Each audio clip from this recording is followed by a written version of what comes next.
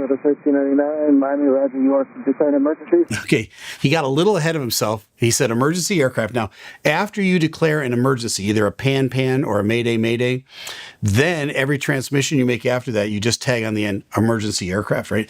Especially when you get a frequency change and you're going over to the next controller just to make sure that they know that you're the emergency aircraft. And so he's already into the emergency aircraft mode. He just missed the part where he said, he didn't say mayday. That's okay. These guys are busy. They got a lot going on. Yeah, we had a bird and we had to pull back number 2, so we're just going to return back to Miami and they've inspired the emergency. Okay, let me explain that. What he means by that. This is what I'm saying. It's a little head scratcher. We had to pull back number 2. You're saying, well, what does that mean? Okay, there's 2 engines on the airplane, number 1 and number 2, the left and the right engine.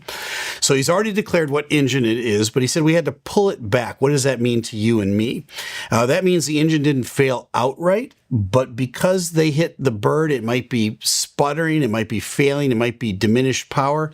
If they've got a checklist on their aircraft, and there's a BirdStrike checklist on the aircraft, it's going to tell you to pull the power back on the engine until it runs normally.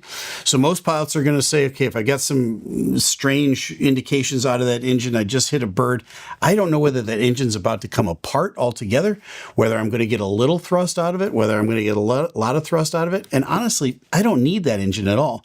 So let's not mess around with it. So they're going to grab that engine. They're both going to concur that they've got the proper engine. The pilot at the controls is going to pull back the throttle until they get and they see normal indications.